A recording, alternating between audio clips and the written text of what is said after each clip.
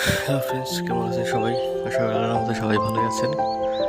এই হলো ধুমদিলের প্রজেক্ট, ধুমদিল কাটা চলতেছে। এগুলো বাজারে বিক্রি করা হবে আজকে। কোথায় রেখে কাটছেন?